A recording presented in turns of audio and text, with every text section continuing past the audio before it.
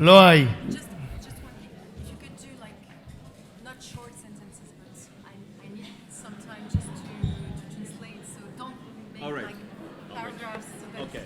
just to help people to understand.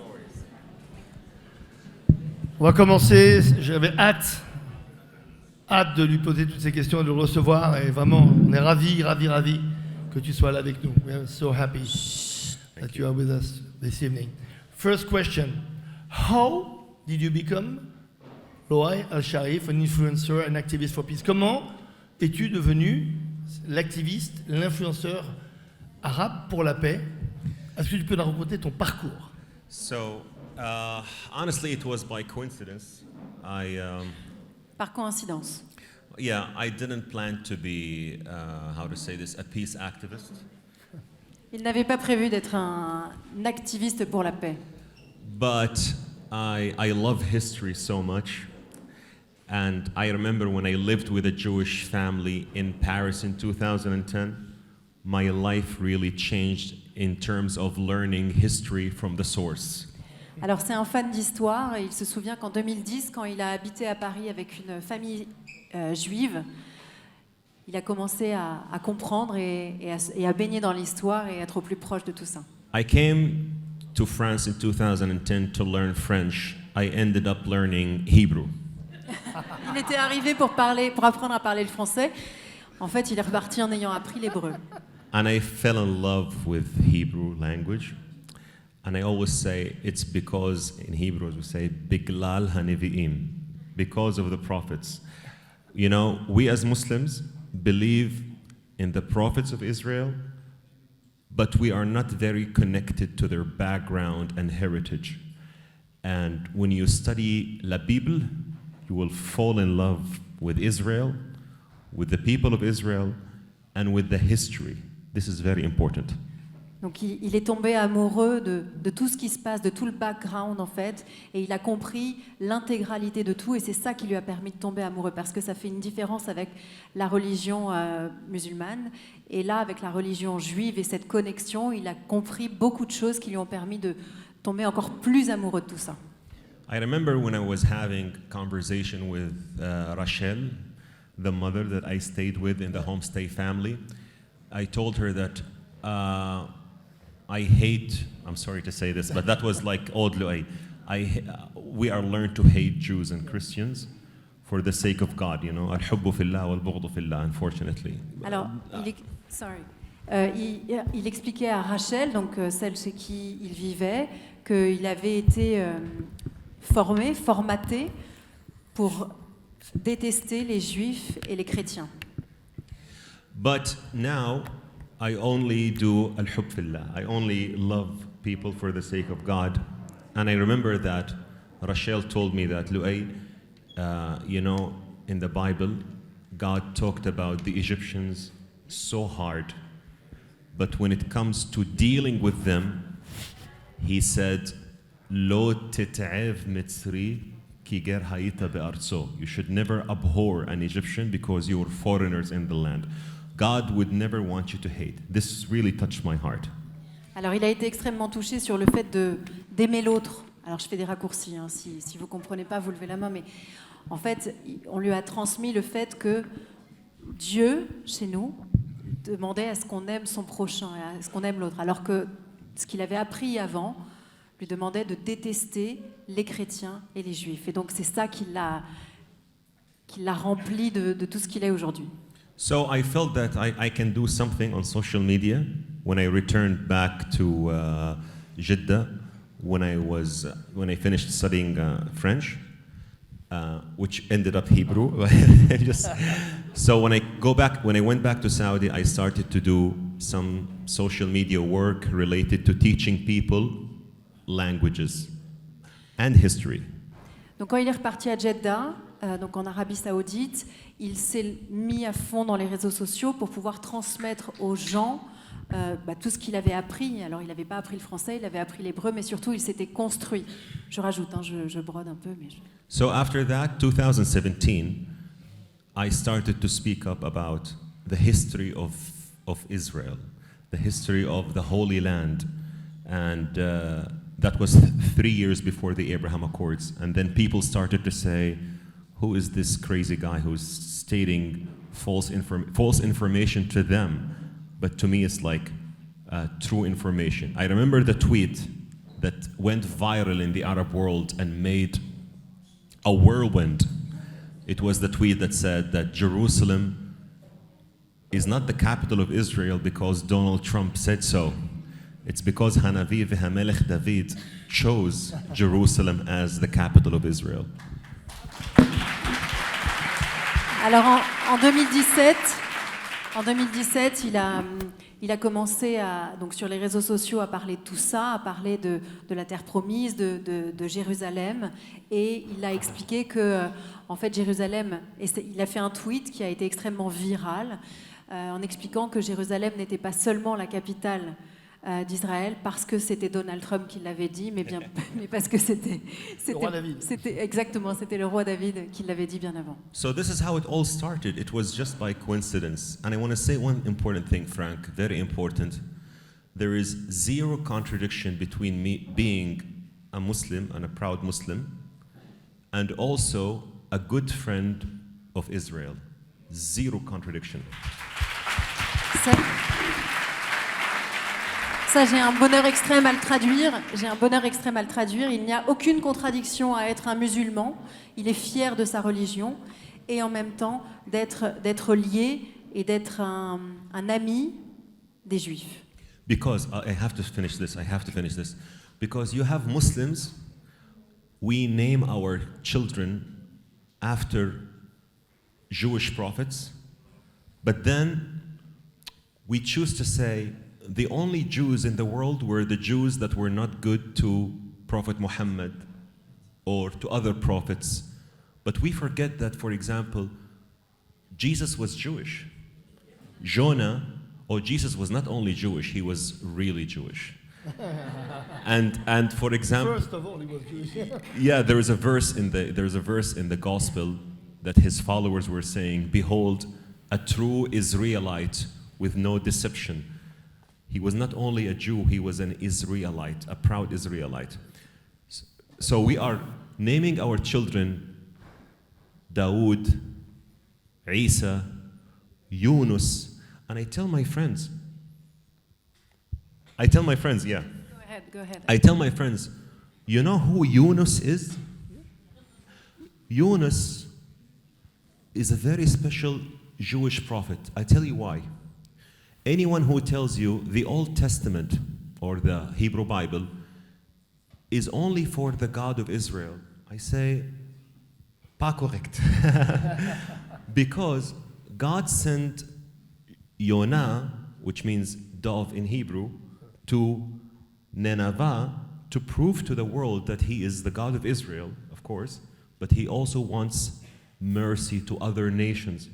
You know why Yonah rejected to go to Assyria, to Nineveh? Because he said, my Lord, and this story is mentioned in the Quran. In the Bible, he said, my Lord, I'm Israeli, and you are sending me to my enemies, and I know that if I call them to repent, you will forgive them. I'm not going. I am not going.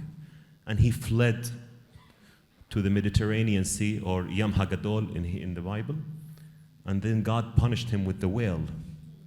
And you have many Muslims who are named Yunus, but they hate Israel, but they are named after a proud Israeli prophet who rejected to go to Nineveh because he was Israeli. Alors, On va faire un petit caout. comment vous dire? I'm sorry, I'm really sorry for making it hard. He knows better than I. Alors, il en connaît 5000 fois plus que moi. En gros, les musulmans appellent leurs enfants avec des noms de prophètes hébreux, alors qu'ils ne comprennent pas exactement pourquoi. Et en fait, c'est là où est la contradiction. Il n'y a pas de contradiction à ce qu'ils soient musulmans et amis des juifs, mais la contradiction, elle est que des musulmans, qui n'aiment pas les juifs, appellent leurs enfants par le nom des prophètes qui sont juifs. Donc, il y a Yonah, Daoud, Daoud, Musa, Sulaiman, Suleiman, other prophets. Salomon. Eliyahu in Arabic is Elias. Elias. So Muslims who are named, I always say my brother Muslims. Of course, but I'm talking about Jewish, like after Jacob. Elias in Arabic is the Greek form of Eliyahu Hanavi. And Eliyahu was the prophet who stood against 400 false prophets of Baal in Mount Carmel in Israel. And you have Muslims who say, no, he was not Israeli, but my name is Elias, but I don't recognize the right of Israel. But he is named after Eliyahu Hanavi, Eliyahu Hatishbi, who stood against 400 false prophets in Mount Carmel in Haifa. Sometimes I say, really, I want to say this, and I'm sorry to make it hard for you. Knowledge is really powerful. Alors, je vais démarrer par sa fin. Le savoir est un pouvoir et c'est exactement ce qu'on essaye de faire ici pendant ces soirées d'EDF où on vous transmet grâce à Barbara Lefebvre et à toutes les personnes qui interviennent, puisque ces personnes-là ne vont pas plus loin, n'essayent pas de comprendre. Et donc ils appellent leurs enfants d'une certaine façon avec des origines et d'une histoire juive de personnes qui est historiquement fort. Et en fait, ils ne reconnaissent pas l'État d'Israël, ils ne reconnaissent pas les Juifs. Et donc ça, c'est la réelle contradiction. Ça va ? I have a question for you because I heard about the cultural point, something very important. You told us that you were raised when you were a child in hatred of Jews. Could you tell us a little bit more? What is hatred of Jews in your education? En gros, je lui ai demandé s'il a été élevé dans la haine des Juifs, ça représente quoi? Qu'est-ce qu'on a bien pu lui dire? Et qu'est-ce que cette culture de haine des Juifs? Well, unfortunately, not only, by the way, Muslims, unfortunately, even some Christians in Arab countries, they are taught to hate Jews.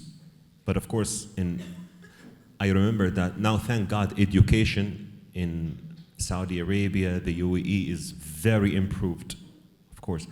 But I was saying that I grew up with the idea to hate Jews because, you know, what Jews did to Prophet Muhammad, you know, what Jews did to that, Jews did this. But we were not given the full picture that there are good Jews and bad Jews, good Muslims and bad Muslims. And Jews, I'm sorry. Oui, juste. En fait, il a été élevé dans la haine du juif, mais on lui a pas fait l'histoire de... Il y a des bons juifs et des mauvais juifs. Et en fait, tout ça a été des raccourcis qui ne l'ont absolument pas aidé plus jeune, mais qu'il a réussi à transformer après. And also, they teach some Christians that Jews killed Jesus, who was also Jewish. So, you know, imagine someone tell you, we should hate Arabs because Arabs fought against Prophet Muhammad. But he was also an Arab. You know, you get the point? So, when you learn more about Judaism and Jews, you feel that this is not true. I'll give you an example. I always say in the Torah, Bil'am bin Ba'ur wanted to curse Moses and the Israelites. And God told him, do not curse the people for they are blessed. They made terrible mistakes, but there are good people among them as well.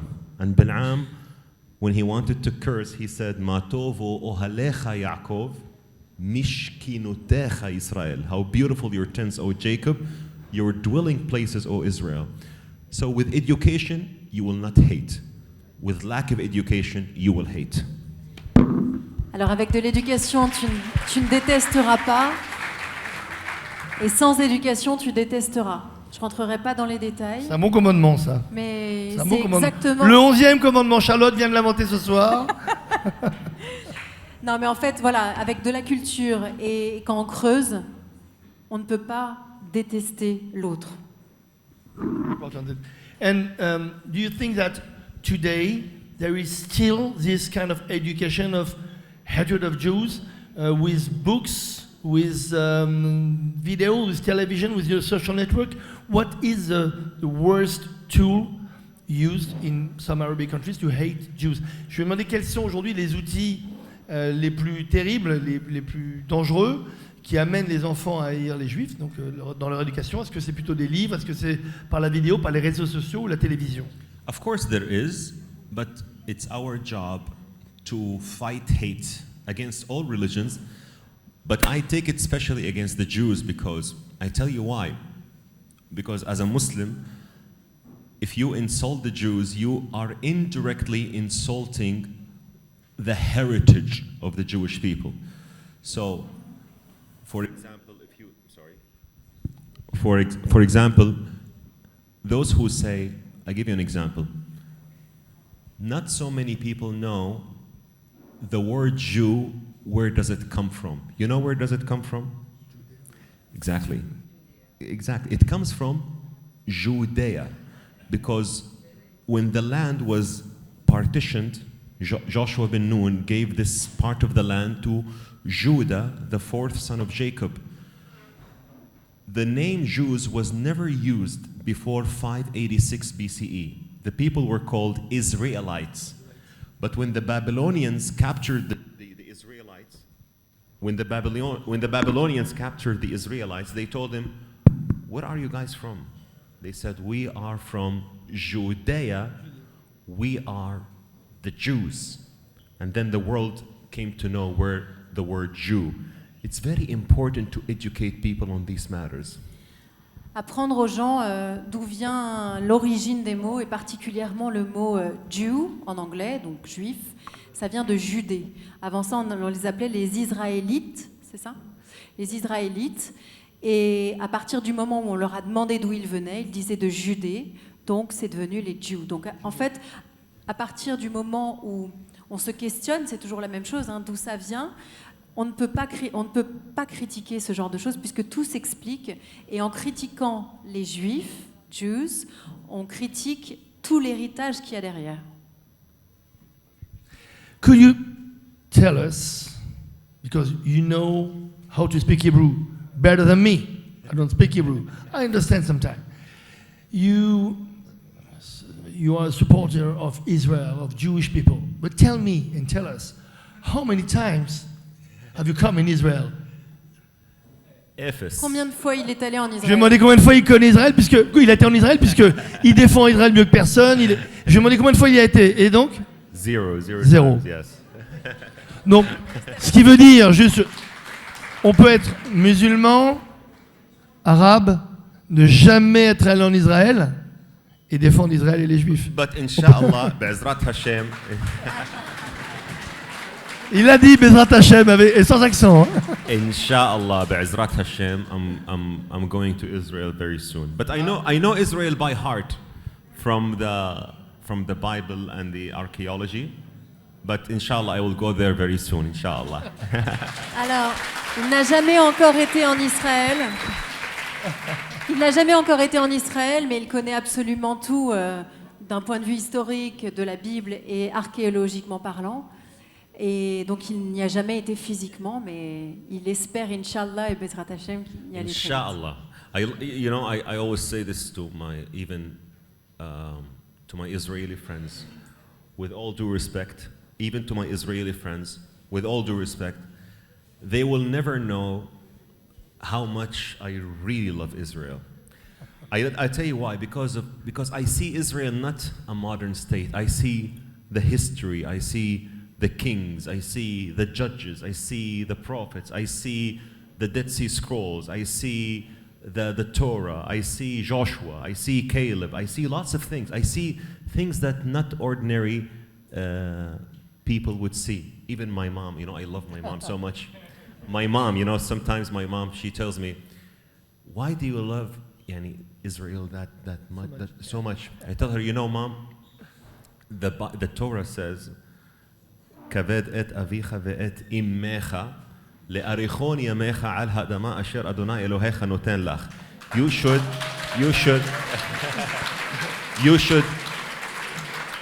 You should honor your father and mother so that your days may prolong in the land that the Lord your God will give it to you. And I love my mom so much, despite her opinions about Israel. But I always say that you should know my love for Israel really made me a better educated person. And I believe that really it made me a powerful person in a way. God will bless those who bless the children of Israel, and God will put his curse on those who curse the children of Israel. Amen. Amen.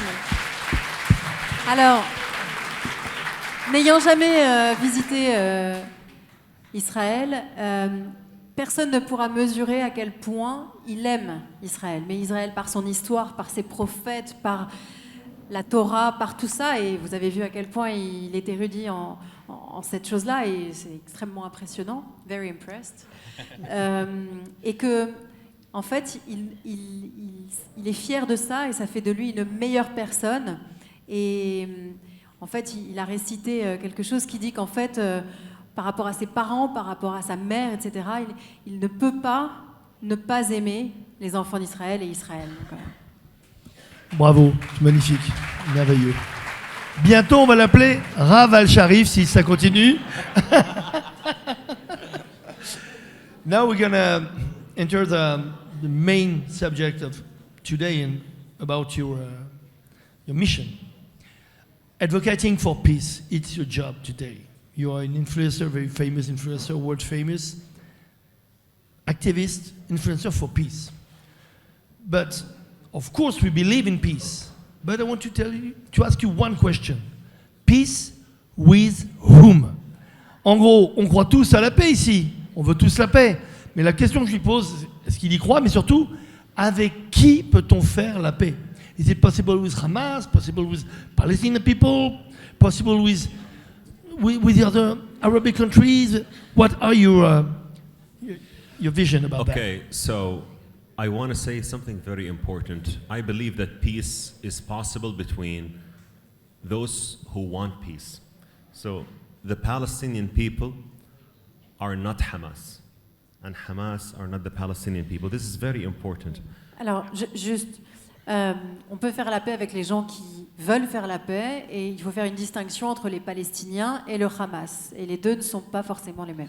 I have many amazing Palestinian friends who really love peace and who really believe in living side by side with Israelis. Not the majority, I will not lie, but there are. And I always say, you know why we are the good guys? Why the peace activists are the good guys? Because we really don't want the Palestinians to suffer.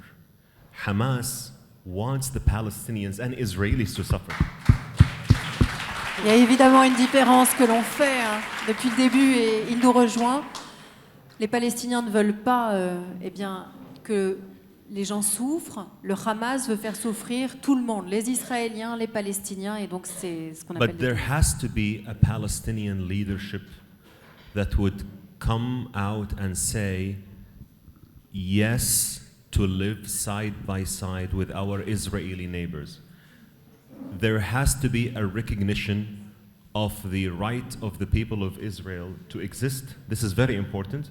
And also not to allow the radicals and the maniacs to control the future of the Palestinian people. This is very important. Il y a une chose fondamentale, selon l'OAI, effectivement, qu'on peut applaudir parce que... Vous pouvez applaudir.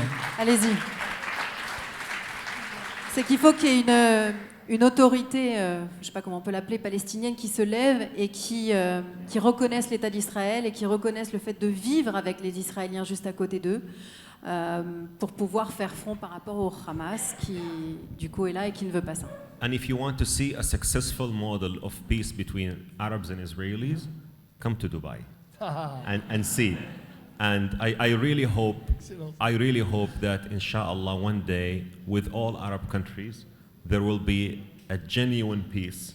And this is one of my missions, or my main mission, is to work on the prophecy of Isaiah. I always say, he made a good prophecy when he said about the good days. Lo yasa goy il goy herif velo yilmidu od milhama. Nation shall not lift up sword against nation. They shall learn war no more. This is our task, to spread the message of Arabs and Israelis, because we belong to this region. Ishmael and Isaac belong to this region, and inshallah it will, despite all the difficulties, it will happen. It has no other option not to happen, inshallah. Alors, en fait, ceux qui sont pour la paix sont principalement à Dubaï, et donc sa mission, et on lui souhaite, on va l'aider, on est là pour ça, c'est de créer cette possibilité de paix dans cette zone qui est leur zone et qui est extrêmement tendue, mais il a cette mission, il se donne cette mission et we will help you. And I want to say one thing, I'm sorry. I receive lots of hate messages, but you know why I don't feel angry and I don't get depressed? Because one day I used to think like those who hate. And this is why I say, Baruch Hashem, thank God. He put me in this full cycle from someone who was très extremist, someone who was very hated Jews, to someone who changed with knowledge, so that when I see people come and attack me, I say, I've been in your shoe, I know what you're saying, but I can change you. And listen, people change. People change. I really say that people change, and people, when they see someone who is courageous, hazak be'ematz, they are inspired. It's very important what you said. No, but Attends, excuse-moi. En fait, il reçoit des messages. I hope you don't hate me, please. No, I cannot hate you. We love you here. So good. Alors, excusez-moi. Donc, il reçoit des messages de haine, effectivement, mais il n'est pas énervé parce qu'en fait, il était à leur place il y a quelque temps. Et donc, il les comprend.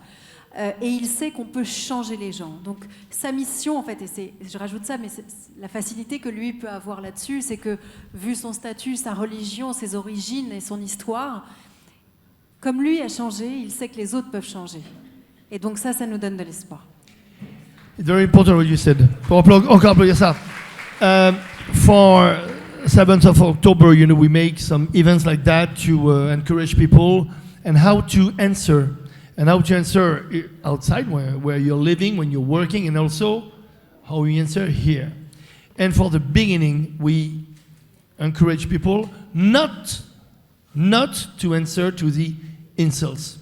Because we are sure that as soon as you answer at an insult, you make your opponents raise in the social network. And sometimes, of course, we're human. So we want to fight. We want to say, no, you're not right. You're not. But we want to teach the people how to sometimes not answer to the hate. Are you okay with this? I am okay with fighting, but fight with knowledge. Exactly. Not fight with slurs, bad mouthing. Fight with knowledge. And I always say, pro-peace activists that are pro-peace with Israel, do not intimidate others. I've been in American campuses and I've seen so many people wearing kufiya, the Palestinian kufiya, and they come and attack and they badmouth and they say, you are marring, you are not doing good to your cause. When you think that you can intimidate, first of all, I'm an Arab and a Muslim, you cannot intimidate me because I know you inside out, this is for sure. But you intimidate the Americans and you think, this will make your cause fair. It will not make your cause fair. You have to fight, but with knowledge. Fight with facts. I'm against, no, we should never fight. No, fight, but with knowledge. Okay. Fight by bringing your friends and allies to work together to promote peace, because this is what we really want. We don't come to conferences and say, kill Jews. I've heard that in many conferences. No, not like that. Or kill Zionists because Zionists... Oh yeah, this is a big lie. Of course, we know that. Alors, So, je vous traduis. Franck a demandé si... Si, pardon. La question était assez simple. C'est de dire que depuis le début, ceux qui viennent à nos soirées, on essaie de vous dire Ah oui, de ne pas qu'il ne faut répondre, pas je suis répondre à toutes les insultes, mais en revanche, répondre sur le combat de la vérité, avec des contenus historiques, la connaissance, et opposer aux insultes quelque chose de fort, de dur, et surtout de inattaquable. C'est exactement ce que vient de nous dire Loïc à l'instant. Avec la connaissance, C'est de on peut- ne pas faire de la surenchère de haine, mais être au contraire dans la surenchère de connaissance pour bloquer les mauvais retours. Et ne pas perdre son temps avec des insultes, avec des gens qui vous insultent du matin au soir, ça ne sert absolument à rien. C'est pour Parce ça que qu'il faut ils vous s'inscrire. haïront encore plus à la fin. Gagner du temps pour répondre sur des gens qui ont juste une mauvaise connaissance ou un malentendu. Il y en a beaucoup des malentendus aujourd'hui. It's okay. He did the whole thing. Now, we are talking about the total peace in the region. Of course, if you're an activist for peace, you believe in this. But today, there are many people in here doubting about that. Even if you want peace, we are doubting. Why? Because there is some enemies of peace. How is it possible, for example, to make peace with the mullah in Iran today? Is it really possible? Is it possible to make peace without them and waiting maybe for a change and a revolution? What is your vision? Je vais juste vous traduire. On croit tous en la paix, on veut croire en la paix et à la fois on doute énormément. Et dans la salle, vous êtes comme moi, il y a beaucoup de gens qui doutent énormément d'une possibilité de paix totale dans la région. Et je lui ai demandé comment c'est possible, par exemple, et prenons le point clé, de faire la paix avec la monarchie iranienne. Est-ce que c'est possible de faire une paix sans eux et d'espérer qu'il y ait une révolution demain et de les amener avec nous dans les accords d'Abraham, par exemple? Donc je lui ai demandé quelle est son opinion. So my answer, if you have countries in the region that don't want peace, the best solution is to have more peace with other countries that are willing to have peace, so you would isolate those who don't want to have peace. So Donc, je traduis. Sa solution, en fait, pour ça, c'est que s'il y a des pays qui ne veulent pas la paix, eh bien, il faut les isoler. Il faut faire la paix avec ceux qui la souhaitent et isoler les pays qui sont contre cette paix. The Abraham Accords are our hope. And the Abraham Accords were made by courageous leaders like Sheikh Mohammed of the UAE, King Hamad of Bahrain, and also the United States. If we have a strong America, we can have a strong peace in our region. And I'm praying to Hashem, inshallah, that we have a great results in the US election that would push the Abraham Accords further, because if the Abraham Accords succeed, the region will succeed, inshallah. Alors en fait, ce qui, selon lui, va faire tout changer, ce qui a permis d'avoir les accords d'Abraham, ce sont les États-Unis. Et donc si les États-Unis sont forts, eh bien, il pourra, Inch'Allah, avoir la paix dans cette région. Et donc il espère très fort que les élections vont aboutir à cela. Thank you for this, because I wanted to ask you the question for the US elections. Do you really believe that either Kamala Harris or Trump have exactly the same potential to have peace with the Abraham Accords? Or do you think that Trump would or should be better than Kamala Harris? Frankly.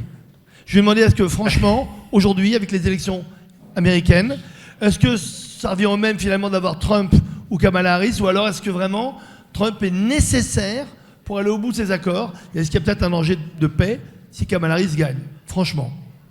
Some of my American friends were telling me, why would I care about the Abraham Accords? And I told them, listen to me very carefully.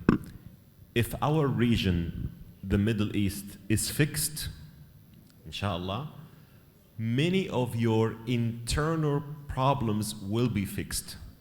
So, a president who would make the Abraham Accords great again is our hope, inshallah. Alors, ce qu'il dit, c'est que il a plein de ses amis qui se demandent pourquoi les accords d'Abraham seraient d'un intérêt quelconque pour eux. Et en fait, il explique que si c'est fixe et si c'est stable dans cette zone-là, au Middle East, eh bien, ce sera beaucoup plus stable dans les pays en interne et que donc c'est grâce à cela que tout va pouvoir se stabiliser. Et il a parodié le slogan de Trump, Make America Great Again, en Make Abraham's Accords Great Again. En gros, aujourd'hui, c'est vrai que l'idée c'est de reprendre ces accords d'Abraham pour les rendre forts à nouveau, parce qu'il y a une pause qui s'est créée, surtout depuis le 7 octobre, et on espère que ça va se relancer. But I want to say also I have great respect for the Vice President Harris, Kamala Harris, because she tweeted last week few important tweets about Hamas, called them terrorists, blamed them for the hostages that were killed. May their memory be a blessing.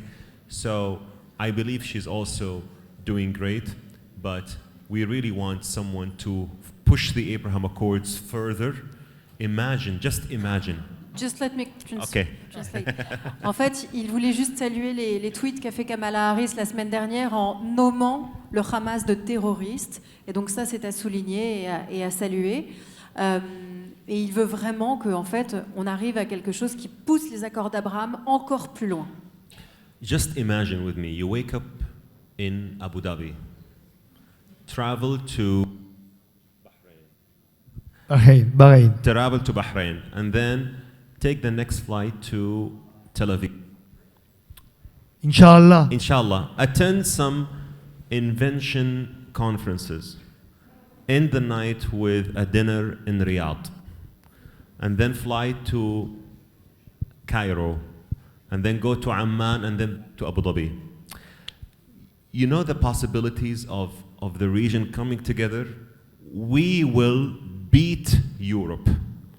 Inshallah. Alors, là, son rêve, je vous passerai toutes les villes, mais en gros, c'est de faire des sauts de puce de Abu Dhabi, en passant par Tel Aviv, par Bahreïn, par tous ces pays. Et en fait, ils dépasseraient l'Europe.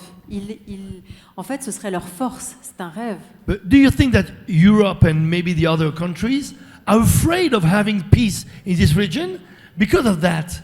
If the dream will make them No, lower than before, maybe. No, this will help Europe. I'll tell you why. If real peace happens in the Middle East, it will be good for Europe because the radical extremists will have no more reason to be radicals in the streets of Europe. Magnifique. Je vais demander en gros. Non, j'ai vu. En fait, Franck lui demandait, mais peut-être qu'en fait, on n'a pas envie qu'il y ait la paix, parce que l'Europe a peur aussi que l'Europe soit dépassée par cette zone de Middle East. Et en fait, il explique que non, l'Europe ne peut pas avoir peur que le Middle East prenne son essor et se stabilise, parce que ce serait l'éradication totale et définitive de tous les courants terroristes dont nous avons tant peur. Je vais le faire en français d'abord. Est-ce qu'aujourd'hui, pour essayer d'aller un peu plus tendre la main vers les Palestiniens et vers d'autres pays arabes, jusqu'à l'Iran, on s'est souvent posé la question, d'ailleurs ici, hein, on l'a posé plein de fois, est-ce qu'Israël ne devrait pas changer un petit peu son état d'esprit, son mindset, son logiciel, et devenir un peu plus arabe, oriental? On s'est dit, Israël est, Dieu merci, et je lis pas parce que ma femme est ashkénaze, mais merci aux Ashkénazes d'avoir construit Israël depuis 1948. Mais peut-être que s'il y avait plus d'équilibre, et j'en ai parlé souvent ici, un peu partout dans le monde et en Israël, Ashkénazes, séfarades dans la direction politique du pays, sur de l'armée, la société, la justice, est-ce que ça n'aiderait pas davantage Israël à mieux comprendre peut-être les Arabes en face? You understood the I question? understood that Israel has to have the mentality of the Eastern Oriental, Yeah. not the mentality of the Ashkenazi. Not No, only Ashkenazi. Not no. only Ashkenazi. What do you think about that? I agree about that, and I think that sometimes, you know, the biggest obstacle that Israel has in the region, that some people think that it's an alien country in the Middle East. Exactly. And to combat this, you have to do it with two reasoning. The first, Israel is here, or Israel is there, because it has always been there. I'll tell you what, I have... Alors, Ça fait du bien de l'entendre ouais. quand c'est Loïal Sharif qui le dit. Ça fait Je vraiment. commence juste Thank you for à that. Can I just translate the beginning? En fait, Israël. Alors, go ahead. Maybe I Okay, gathered. Israel is there because it has always been there. I had a great discussion with a Jordanian friend who told me, Lu'ay, forget about la Bible. I believe in archaeology. Give me one proof that Israel was there. I said, let's go to Amman Museum in Jordan. It has a big stele, a big rock stele called the Stele of Mesha. Mesha, he was a king from Moab. And on his stele, he mentioned that he defeated Umri, the king of Israel. So my friend told me, yeah, but they were defeated. I told him, no, this is not the point. This is not the point.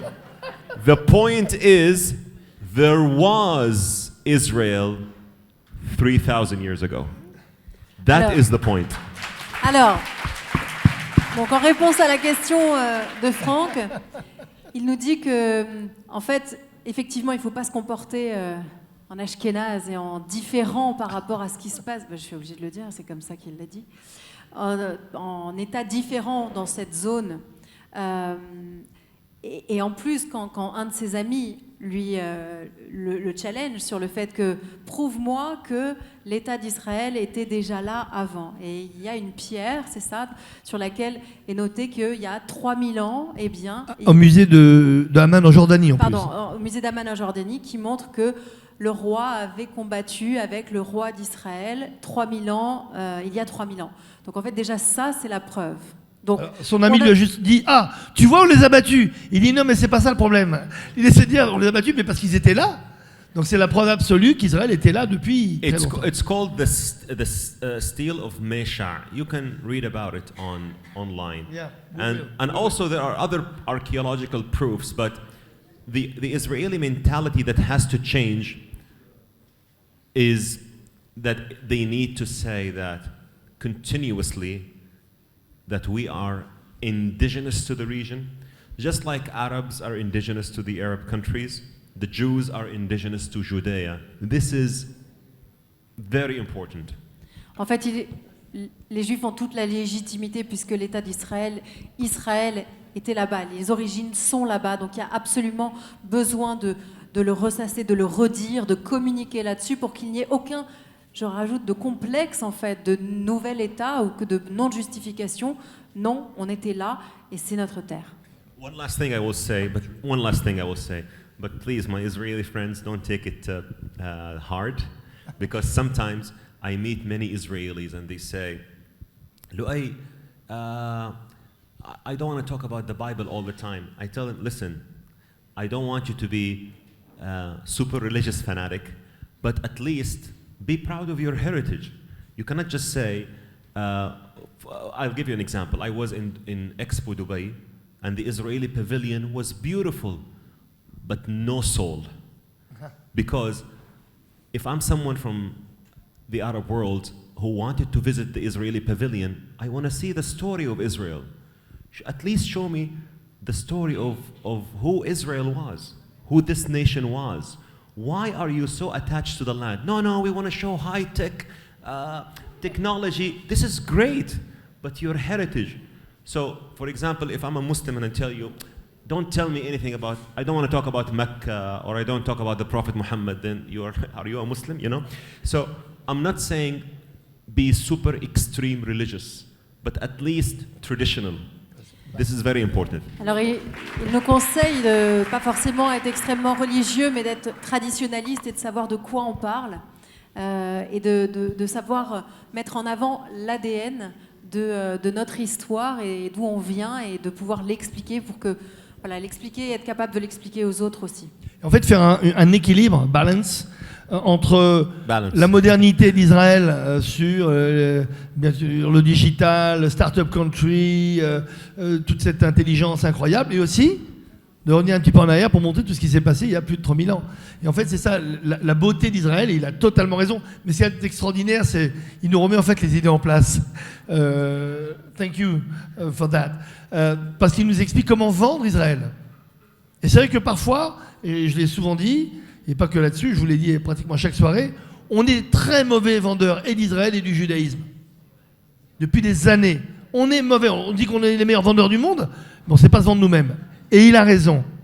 Si on savait justement faire cette dialectique entre ce passé merveilleux, ce présent et ce futur qu'incarnent les Juifs et Israël, on le vendrait un peu mieux. But balance, of course, not fun, because there are crazy people everywhere. I know. Il dit il y a des fous équilibrés, hein, parce qu'il y a des fous un peu partout. Il a totalement raison. Je voulais te poser une autre question. On parlait des Palestiniens tout à l'heure, du peuple palestinien, et tu as dit justement, et nous on l'a dit ici, free Gaza from Hamas. We don't want to mix Hamas terrorists and Palestinians together because it's too obvious and it's not true. Even if there is many Palestinians who support Hamas, there are other Palestinians that want to fight against Hamas, but they can't. Today. They can't. But what are the real options for them to get peace, to get a real state? Because if there is so many division in the Palestinian people, how is it possible? En gros, je lui demande, on parle des Palestiniens et on va se mettre d'accord, on l'a dit, tous les Palestiniens ne sont pas des terroristes, tous les Palestiniens ne sont pas pour le Hamas, il y en a quelques-uns qui veulent se battre, mais ils n'ont pas les moyens. On le voit sur les réseaux tous les jours, ils se font massacrer dès qu'on ouvre sur le Hamas. Donc je dis, comment aujourd'hui, quand on est Palestinien, on peut rêver à un État, rêver à des leaders, sachant qu'il y a une division totale au sein même du peuple palestinien. First, start with a Palestinian leadership that believes in peace with Israel, then everything else will be solved. But I really support the idea of Palestinians to live in dignity because they deserve to live in dignity. But you cannot make peace with Hamas or Islamic Jihad or the other factions that really hate Jews for being Jews. I read their curricula. I know exactly how they think. You cannot make peace with death worshippers. But if you have a leadership that believes in peace with Israel, I believe things can be solved. But it will take time. Alors les Palestiniens méritent évidemment d'avoir une vie digne, mais effectivement si le Hamas est toujours là, on ne peut pas faire la paix avec eux, mais s'il y a un leadership sain qui reconnaisse, c'est ce qu'on disait tout à l'heure, l'État d'Israël, là on pourra avoir une paix qui soit saine, mais ça va prendre du temps. On parlait tout à l'heure des accords d'Abraham aussi, donc ces fameux accords d'Abraham. Est-ce que tu penses sincèrement au moment où on se parle que la seule façon d'y arriver, c'est évidemment passer par les États-Unis, on l'a dit tout à l'heure. Est-ce que pour toi, si, allez, on va dire Trump dans un premier temps ou Kamala Harris passe, tu donnes combien de temps, comme ça, c'est un pari que je te demande, combien de temps pour dire, donc si Trump passe, dans 6 mois il y a les accords d'Abraham, ou si Kamala Harris il y a 1 an, je ne sais pas, peut-être un peu moins. Qu'est-ce que tu penses? Est-ce que pour toi, ces élections américaines qui arrivent au mois de novembre vont peut-être accélérer cette obligation de faire la paix dans cette région? You understood that? I understood. Really? Not really. I needed to translate the last part. Yeah. Do you think that, according to the US election, first Trump or Kamala Harris, how long does it take for you, even if Trump is elected in November, I want you to make like a bet, you know? I bet that in 3 months, 6 months, we will have peace in this region. Even we play this game with Kamala Harris in a realistic vision, really. I believe in the first year it will happen. In the first year. Dans l'année, dès les élections qui auront eu lieu, il pense que dans l'année, Franck lui a demandé de faire un pari. Il dit dans l'année. I say this Inshallah. to my American friends and they know that I love America so much. I studied in the US. If there was a strong America, Hamas would never dare to attack Israel. Voilà, si les Américains sont là, sont en place, le Hamas n'osera pas attaquer Israël. And the role, because we are French, we're in Europe, we are strongly believe that Europe has preserved peace from its creation, because for the last Second World War, Europe has been created first to have peace, and it's a perfect success. What is for you the role of Europe in this peace, in this Abraham Accord? Because we think that sometimes Europe is always outside but not out of the box, but outside the game, exactly. Alors, tu traduis, Franck, peut-être Oui. pour les gens. Je vais lui demander, on est des Français, on est des Européens, et si l'Europe n'a pas tout réussi, elle a réussi un truc formidablement, c'est à préserver la paix. N'oublions pas que c'est pour la paix, et après la Shoah, après la Seconde Guerre mondiale, que l'Europe a été créée. On a tendance parfois à l'oublier. Quand j'entends des gens critiquer l'Europe par-ci par-là, je suis le premier à le faire, mais je dis toujours, attention, l'Europe, on doit la préserver parce que sinon on n'aura plus la paix. On voit ce qui se passe aujourd'hui aux frontières de l'Europe en Ukraine, n'oublions pas. Et aujourd'hui, ça nous donne une responsabilité différente de tous les autres pays du monde. Et donc je lui demande, à son avis, quel rôle peut jouer l'Europe. Et c'est vrai qu'on le voit depuis quelques années, et notamment depuis quelques mois. L'Europe a du mal, à cause de son problème de positionnement, un coup à gauche, un coup à droite, un coup pour les Israéliens, un coup pour les Palestiniens. Et est-ce que l'Europe doit avoir un rôle à jouer? Est-ce qu'il croit qu'il peut avoir un impact fort pour aider au processus de paix? I will be so honest, okay? But don't get mad at me. I'll be so honest. Okay.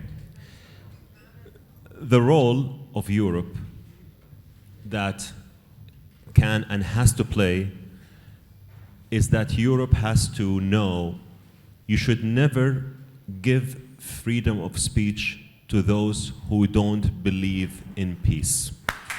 Wow. Alors, ça devrait être un autre commandement. Hein. On ne doit pas donner la liberté de parole à des gens qui ne sont pas pour la paix. Et ça s'applaudit une deuxième fois, s'il vous plaît, parce que je pense que... If I come to France or to the UK and I don't like the rules of France or the rules of UK, I don't have the right to impose my own rules on the French people.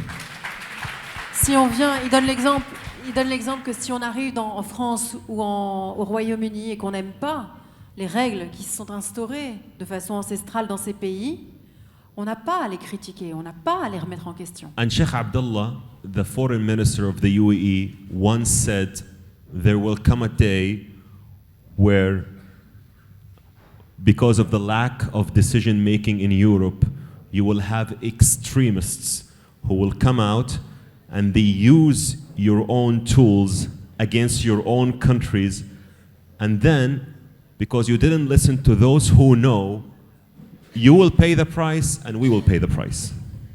Si on laisse et qu'on donne la parole aux gens qui critiquent et qui ne veulent pas cette paix, ils vont utiliser nos propres règles et nos propres outils pour se retourner contre nous et contre le reste du monde. And I want to say one thing. You think the incident that took place 2 weeks ago, someone who burned the Israeli synagogue, or the Jewish synagogue in France. La Grande Motte. I'm sorry, yes. In where? La Grande Motte. West. You know it. You think it just happened like this? It happened because hate speech against the Jews is permissible in a way. And now, look at the UAE, for example, or at the moderate Arab states. We have laws against hate speech. We never call hate speech freedom of speech. And this is very important. If you really want to play a role, please do not let extremism breathe. J'ajoute quelque chose, je pense qu'on devrait le nommer Premier ministre en fait. Hein. Oui, Charlotte a raison. We are looking for a prime minister, in France. Maybe I'm going to call my friend Emmanuel and push his name. Oh, really? Alors attendez. But He's so busy. So you will help me in improving my French. Sure. Yeah, we will organize everything. I'm sure Alors, you will talk a better French than some ministers and some deputies. I'm really sure of alors that. je traduis simplement ce qu'il vient de dire. En fait, il a expliqué que par exemple, ce qui avait conduit ce terroriste à incendier cette synagogue à la Grande Motte, c'était parce que des gens qui diffusent des messages de haine en long et en large, eh bien, sont autorisés à le faire. Alors que dans les pays arabes modernes, comme il l'expliquait, eh bien, il y a des règles, il y a des lois qui interdisent de diffuser ce genre de messages. Et c'est en ça que si l'Europe met en place ce genre de choses, c'est en ça qu'elle va avoir un rôle. One last thing I will say. Before I leave, I have to say this. I really have to say this. I care about all Europe, really. But I will repeat this again and again and again. And I always say this on my social media. I always say this on my social media for years. France really has a special place in my heart because when I came here in 2010 and lived with a family for the exchange program, my life, I remember when I went back, I told my mom that, I lived with this French family and Jewish and stuff. She told me, Luay, you're under sudden fascination. 2 months, you will go back to what you were, 14 years and counting. Alors, il nous explique que il y a 10 ans, la France a une place spéciale dans son cœur, parce que quand il est arrivé en France en 2010, quand il était en échange universitaire et qu'il est tombé donc dans cette famille juive avec Rachel, cette fameuse Rachel, eh bien, il a changé son état d'esprit, il s'est transformé, il est devenu qui il est. Et quand il est rentré dans son pays, il a expliqué à sa mère, il était dithyrambique, et sa mère lui a dit « Attends, tu vois 2 mois et tu reviens comme t'étais. » Et en fait, ça fait 14 ans qu'il est comme ça. J'ai encore 1 ou 2 questions maximum à lui poser, mais une question qui nous brûle, nous élève depuis maintenant très longtemps, bien avant même le 7 octobre, mais qui a flambé depuis le 7 octobre. Est-ce qu'il pense que l'ONU est toujours un partenaire fiable et crédible pour avoir la paix? Do you really think, if you believe in peace, that UN is still a reliable partner for peace? C'est très difficile question, si vous Il parle bientôt comme l'heure de vérité au droit de réponse. But I want to say one thing. By the way, there is a report by the UN a month ago. For the first time, they said that the crimes that Hamas committed, they were sexual crimes, they were crimes against children and women, and that report was spot on. And that report was a very important report because so many people, when they say, where is the proof that Hamas did this or that? Now we have a UN report that shows that Hamas made atrocities on October 7th, sexual violence, attacking women and children, and that was from the UN. Alors, il y a 1 mois, il y a quelque chose qui a changé. Je pense qu'il doit chercher quelque chose de positif, et cette chose positive, c'est qu'il y a 1 mois, il y a un rapport qui est sorti stipulant et confirmant qu'il y a eu des atrocités qui ont été proférées auprès des femmes, des enfants, qu'il y a eu des viols. Et donc maintenant, on cherchait une preuve. Eh bien, il y a une preuve, il y a un rapport qui confirme tout cela. And I hope that the UN improves, really hope that. And I always love to be positive and work on fixing the bad ideas that people have. But of course, the UN has lots of work to do. Ils ont énormément de choses à faire, même s'il est très positif et qu'il espère, et on l'a vu même sur cette façon de parler de ce rapport, mais ils ont énormément de boulot à faire.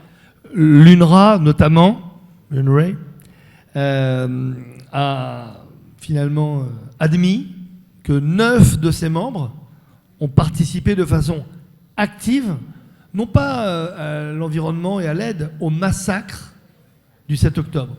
You understand what I mean? UNRWA admit that 9 of their members did really all the bad stuff the 7th of October. So maybe, is there a revolution to do on UN? Gutierrez should maybe leave. UNRWA has to be totally renewed. Is it possible for you?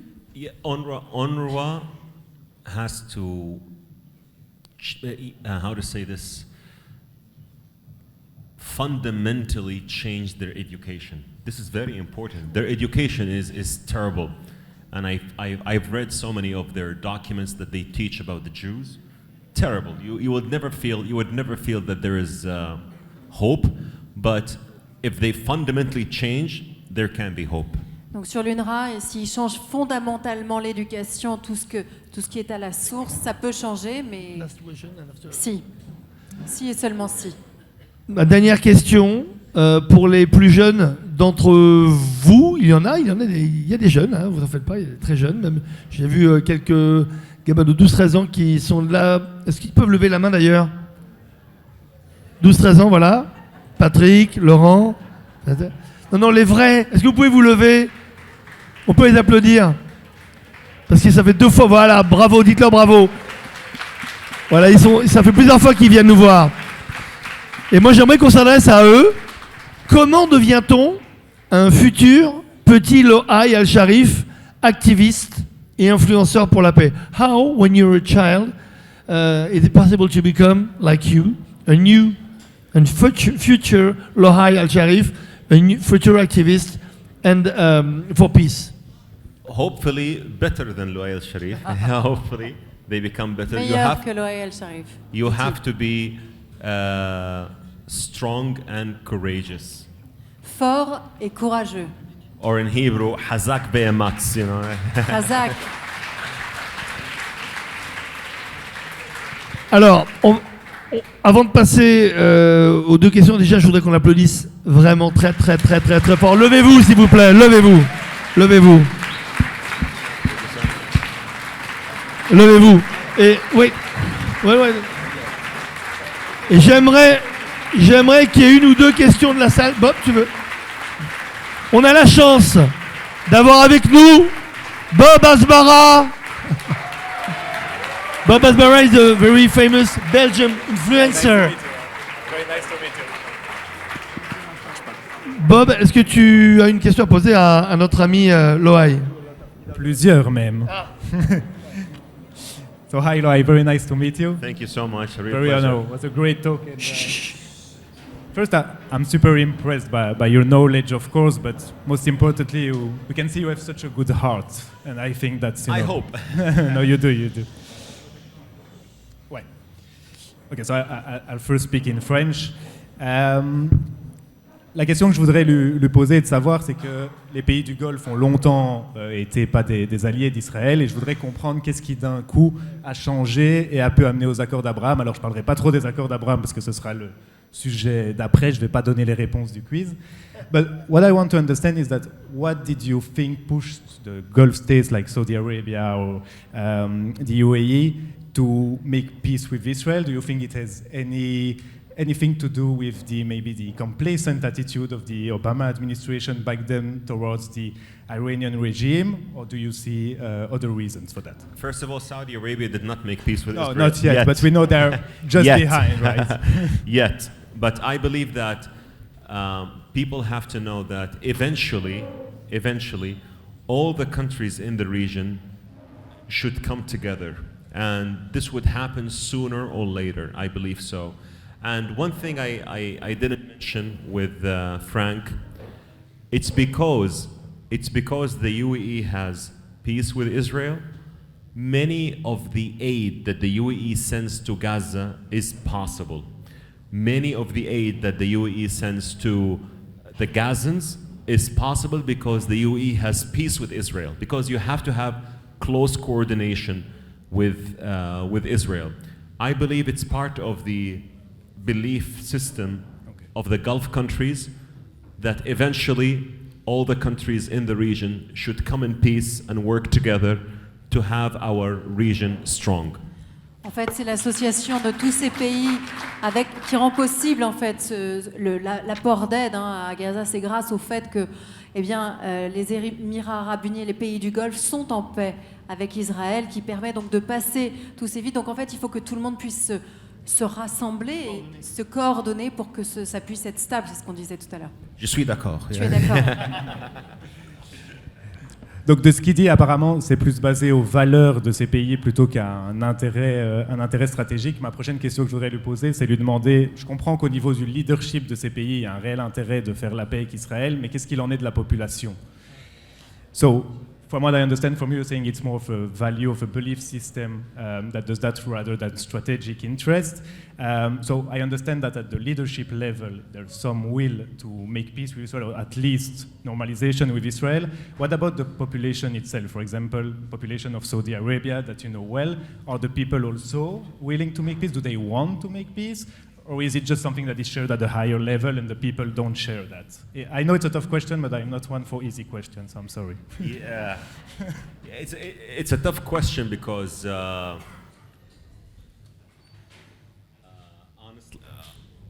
honestly, I'll be very honest with you that there is still great hate towards Israel and the Jews. And I just want to be very frank and honest. That's the goal. Alors, yes. je traduis parce que c'est important. En fait, il est très honnête avec nous. Et en fait, évidemment qu'il y a toujours beaucoup de haine envers Israël et envers les Juifs. But that gives us the reason why we should fight for peace even more and more with education. Exactly, for sure. I have a cousin his name is Fahad. He is from Jeddah, and he made a video, and I put it on my Instagram. He said, "I am Fahad. I'm from Saudi Arabia. I went to a Shabbat dinner with my friends in Dubai, and I wanted to say to those who say you are fake, I'm not fake." And there are some examples of Fahad, but not the majority. But one at a time. Oui. In 2010, I never believed that I would have 140,000 followers on Instagram, 200,000 followers on X. But you make a change one at a time. But there is great hate, unfortunately, but it will change to the better, inshallah. And this is our mission, Tikkun Ulam, to fix the world. Absolutely. Inshallah. Alors, I agree.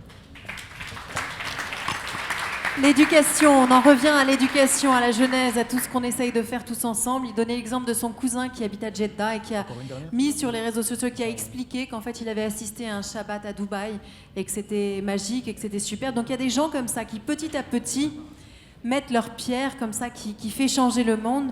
Et c'est pour ça que nous on est là, ça je le rajoute, c'est pour ça qu'on l'invite, c'est pour ça que tu prends la parole en Belgique et dans le monde entier. Tikkun Olam, c'est réparer la réparation du monde. Yes, repair the world or fix the world. Hopefully, inshallah, like you said. Inch'Allah. Last question, and it may be a message for the people here. And since you were frank, I'm going to be as frankly as you were. We all see, or maybe I'll do it in French first. So we all see since 7th of October, I think there are two main things that are really quite worrying me. The first one is, on the other side, when we see Palestinians, you said before, Palestinians are not Hamas and Hamas are not Palestinians, and of course we understand that. But also we see such a huge support from the population for Hamas, whether it was 7th of October or after. What message would you give to the people here to tell them not to fall in the same hate than they are falling from us? Alors, je traduis rapidement ce que tu poses comme question. Évidemment, on ne doit pas faire l'assimilation et l'amalgame entre les Palestiniens et le Hamas. Malgré tout, le 7 octobre, on a vu la joie et la liesse dans les rues de certains Palestiniens qui étaient heureux de ce qui se passait. Comment faire pour ne pas réagir, nous aussi, à l'extrême? Et c'est la question que tu poses. Pour ne pas tomber dans la haine aussi. Ouais. Stand strongly against Hamas and their supporters, but don't generalize on all the Palestinians. This is my message.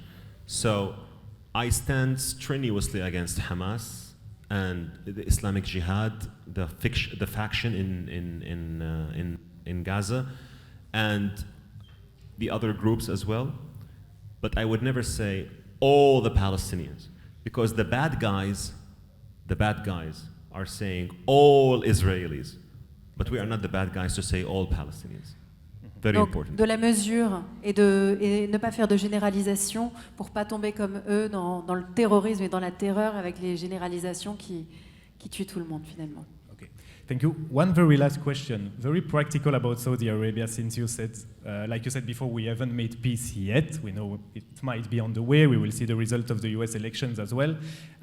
We always saw that MBS is always insisting that a Palestinian state is a prerequisite for any normalization with Saudi Arabia, but on the other side, with the 7th of October, in the short term, the perspective of a two-state solution are getting a bit farther away in the short term again. Do you think it's going to be a deal breaker? Do you think normalization might still happen even if there is no Palestinian state but are discussions? That's my question for you. Yeah, I personally believe, that's my personal belief, that it can happen without a Palestinian state if there is some sort of a roadmap to a state when you have a Palestinian leadership that believes in peace with Israel. It's very complicated, but but I believe, listen, I believe honestly, no single Arab leader wants to have a state on their doorstep run by radicals or extremists because we all know that we are next. Alors, ce qu'il pense, et je pense qu'on va rester vraiment là-dessus, c'est que aucun pays arabe n'aimerait avoir de l'autre côté de la frontière un pays qui est dirigé par des radicaux, par des extrémistes, parce qu'ensuite ça peut leur arriver. Donc c'est surtout ça qui est important. Thank you. One very last question, une dernière question de notre historienne préférée, Barbara Lefebvre. She's an historian. On applaudit très fort Bob qui reste avec nous, Bob Asbara. And one question of Barbara is an historian. One question. One last question. Just one question. More specific on Western situation. In France, we are in a democracy, and we don't have the tools to fight the ideological war. Okay, we have to fight politic Islam here in France, and we are not enough deterrent with it. So don't you think that, for example, if we have a courageous next prime minister, it's pure speculation, or maybe one day a new president, we can start by declaring illegal the Muslim Brotherhood, for example, because here in France they are very powerful. Alors, Barbara disait qu'on n'avait pas forcément les armes ici dans notre pays pour pouvoir se battre contre cette guerre idéologique, mais d'un point de vue politique, en changeant, quand tu deviendras Premier ministre, Voilà. ou que éventuellement... Et moi, président de la République. Bien sûr. I'll be president, you be my prime minister. Est-ce que on pourra, par exemple, interdire les frères musulmans? Est-ce qu'on pourra, en changeant ce genre de choses, ça pourra faire bouger?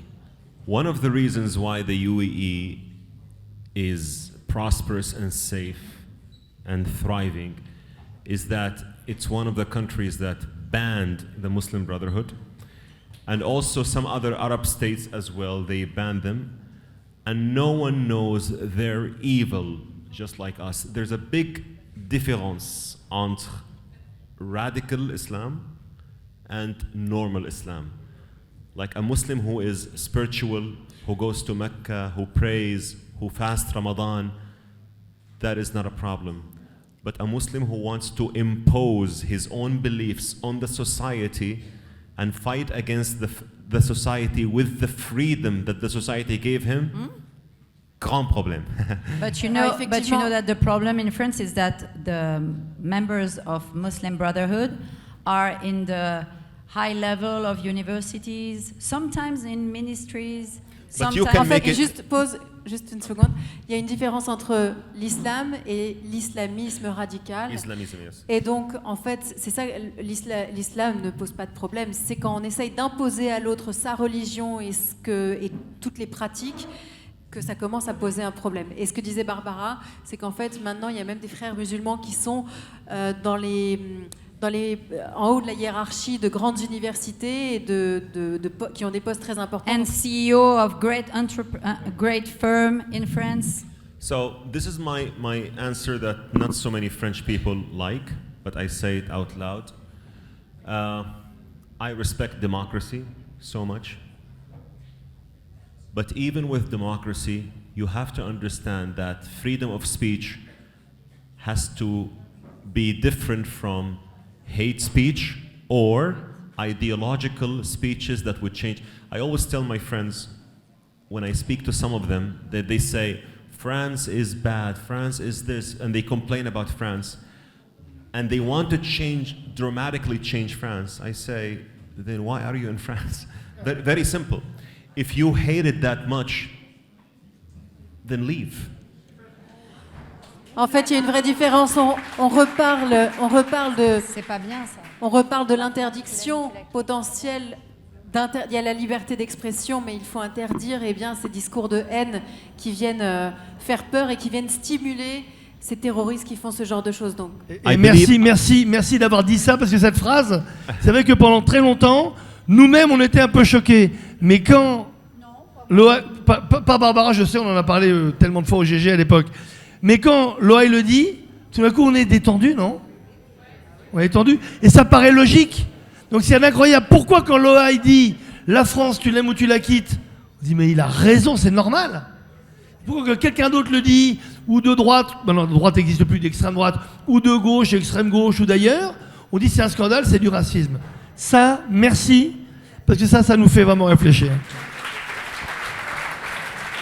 Alors, maintenant, je voudrais vraiment que tout le monde se lève pour faire un triomphe. Merci Barbara, mais tu reviens tout de suite. Un triomphe à Loïc Al-Sharif, s'il vous plaît. Le remercier.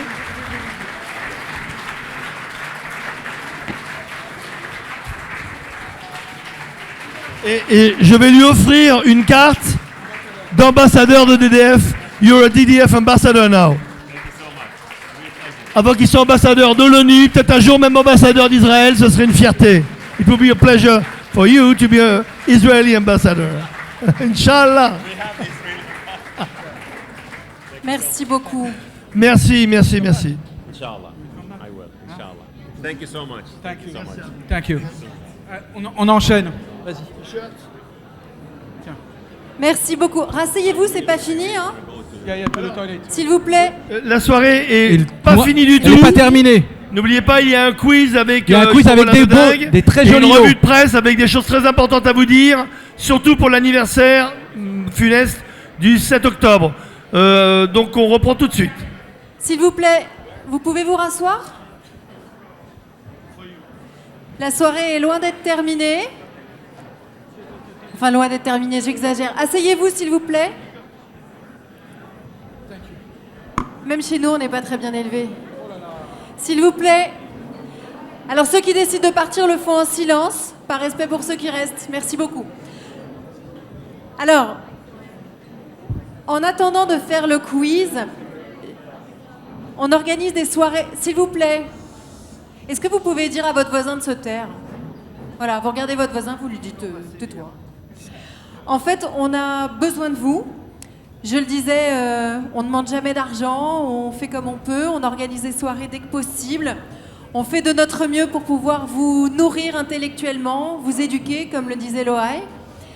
Et c'est vrai qu'on a besoin de vous. On a besoin de vous malgré tout pour pouvoir nous soutenir, pour pouvoir vous proposer des personnes. Je vous précise que toutes les personnes qui viennent ici ne sont pas rémunérées.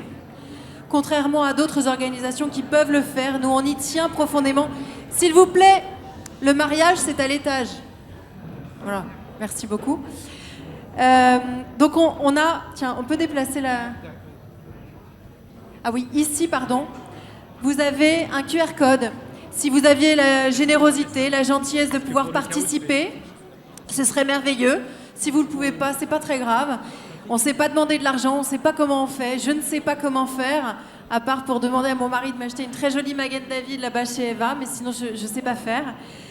Mais si vous avez envie, si vous ne savez pas comment nous aider, eh ben, nous, on peut vous suggérer cette option. Je poursuis. Merci beaucoup pour ceux qui restent là d'être un peu silencieux. Dans quelques instants, on va vous faire un quiz sympa avec Barbara Lefebvre qui va nous instruire. Et en attendant, on va faire monter sur scène. Je te passe le micro, j'ai oublié le nom. Bonjour tout le monde. On va faire monter sur scène Laura Pazuello qui représente la Sarel. Elle va en parler. C'est extraordinaire. Merci pour elle. Bonsoir à tous. Alors, je m'appelle Laura Pazuello. Je m'appelle Laura Pazuello et je suis ici pour vous parler de l'association Sarel. Je ne sais pas si vous connaissez cette association. Il s'agit... Ah, il y a des volontaires. Il s'agit d'une association qui propose des volontariats dans les bases militaires de Tsahal, dans les bases de l'armée d'Israël. Alors, juste pour vous introduire un petit peu Sarel, Sarel existe depuis un peu plus de 40 ans et ça a été créé par monsieur Aaron Davidi quand la guerre a explosé dans le nord et qu'il a vu que toutes les récoltes étaient en train de se perdre. Alors, il a appelé ses copains d'Amérique pour faire appel à eux et pour qu'ils viennent aider les Israéliens qui ont dû partir en Milouim, on appelle ça, les réservistes, qui ont dû partir pour combattre et pour défendre Israël. Et ces amis-là des États-Unis sont venus pour aider et faire des récoltes et sauver la terre d'Israël. Et Sarel fait pareil. Sarel accueille des volontaires qu'on envoie dans les bases d'Israël, dans tout Israël, dans les bases dans le sud, dans des bases dans le nord. On les appelle, on fait appel à eux pour qu'ils puissent aider les soldats physiquement en réalisant des travaux logistiques, par exemple en faisant des cartons alimentaires pour les soldats qui sont dans Gaza actuellement, en préparant les sacs de secours, en emballant les médicaments, en repeignant les tanks. Il y a énormément de missions différentes et les missions dépendent des bases où ils sont affectés. Donc, depuis le 7 octobre, nous avons accueilli plus de 40 000 volontaires qui viennent du monde entier. Voilà. Donc ces volontaires, on les accueille tous les dimanches à l'aéroport de Ben Gurion à Tel Aviv et on les envoie ensuite dans les bases où ils sont affectés. Ces 40 000 volontaires viennent du monde entier, des États-Unis, du Canada, du Brésil, d'Australie, de France. Et ils viennent de tout horizon. Ce sont des juifs, des non-juifs. Il y a un assez gros pourcentage de volontaires non-juifs aussi qui soutiennent énormément Israël. Donc, vous pouvez voir les images des volontaires qui travaillent dans les bases. Alors aujourd'hui, si je prends le micro et si je vous parle de Sarel, c'est pour vous dire qu'on a besoin de vous. On a besoin de volontaires qui viennent aider les soldats. C'est très important, surtout que la situation s'aggrave de plus en plus dans le nord. Donc on a besoin d'aide. Israël a besoin d'aide. Les soldats ont besoin d'un soutien moral. Tous les soldats nous envoient des messages pour nous dire que c'est d'un soutien énorme de voir qu'ils sont soutenus par des personnes du monde entier qui font des kilomètres, qui voyagent et qui font des kilomètres pour venir les aider. Donc voilà. Comment on peut faire Alors, pour vous rejoindre? Ouais, il faut passer la slide. On va mettre sur le groupe, de toute façon, le groupe de la DDF, on mettra le QR code et toutes les, les informations pour pouvoir se connecter et avoir les informations. Mais en attendant, vous pouvez déjà scanner ce QR code qui vous amène sur le site de Sarel France, où vous allez pouvoir poster votre candidature ou poser toutes les questions que vous voulez. Exactement, donc les inscriptions sont ouvertes et les volontariats se font sur 4 jours. Si vous souhaitez faire sur plusieurs semaines, vous pouvez, mais c'est du dimanche au jeudi et le week-end n'est pas compris, donc l'armée vous ramènera dans le centre de Tel Aviv. Merci beaucoup. Merci. Alors on enchaîne maintenant, restez assis. Là, on va vous faire gagner des trucs. Il y a un petit brief de Barbara avant. Il y a un petit brief de Barbara Lefebvre, rapide, parce que je les sens. Barbara, tu vas voir. Barbara, t'imagines une classe. Ah, le quiz, Une classe, il est 17h30. Ils en peuvent plus, ils veulent rentrer chez eux et ils sont un peu, tu vois, ils ont faim et... en plein hiver, il fait nuit, tu vois. Ils rentrent pas du tout chez eux parce qu'ils doivent faire un quiz pour qu'on vérifie bien s'ils ont travaillé. Parce que depuis le premier jour, on le dit... pour justement gagner cette guerre idéologique vis-à-vis de nos adversaires, c'est pas la peine, mais hélas de toute cette population française, juive et non juive, qui pour l'instant n'a pas encore décidé de s'exprimer bruyamment pour dire que la situation est gravissime. La situation, elle est gravissime en Israël, mais ça peut paraître paradoxal et je pense qu'on le ressent tous inconsciemment. En France, elle est encore plus gravissime parce qu'en Israël, ils savent le danger. En France, on a encore l'impression que beaucoup de gens ignorent le danger. Et même chez les Juifs, il y a des gens qui continuent à essayer de se rassurer. Mais non, ça va aller. Comme disait Kassovitz dans son film, jusqu'ici, tout va bien. Mais la chute est vertigineuse. Donc, écoutez bien. Il faut lire. On fait des petites brochures avec DDF pour faciliter les apprentissages. Donc, on se lance là. Alors regardez. Juste à gagner, juste je vous dis... Oui. Concentrez-vous bien. C'est l'APA, c'est l'animatrice de M6 Boutique qui vous vend ce que vous allez gagner. Vous allez gagner ici vous pourrez tenter de gagner cette Magen David qui a été conçue, créée par Eva, qui est juste ici, avec ces 2 triangles qui s'assemblent pour ne faire qu'un. Vous allez pouvoir gagner également un tableau qui a été réalisé par Céline, qui est absolument sublime, des t-shirts, des casquettes DDF. Donc on se concentre, on scanne. Donc regardez, il y a va. un QR code à l'écran. Je vous invite tous à le scanner. Si vous avez un problème de réseau, connectez-vous sur le Wi-Fi du Salon Hoche. Il y a un mot de passe. Est-ce que vous avez des problèmes de réseau ou pas? Alors attendez, je vais vous afficher le QR code du Salon Hoche.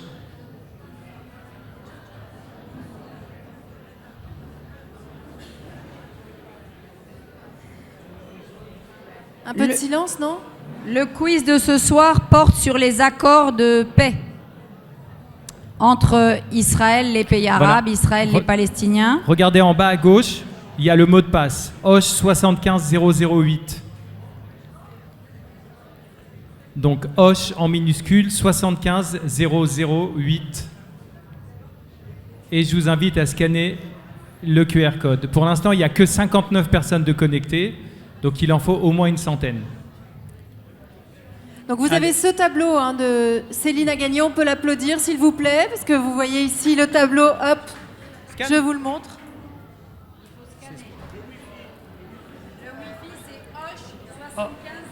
Hoche 75008. Hoche avec un S et en minuscule 75008. Non, mais à la fin de Hoche. Non, sans S à Hoche. Voilà, il est à l'écran là.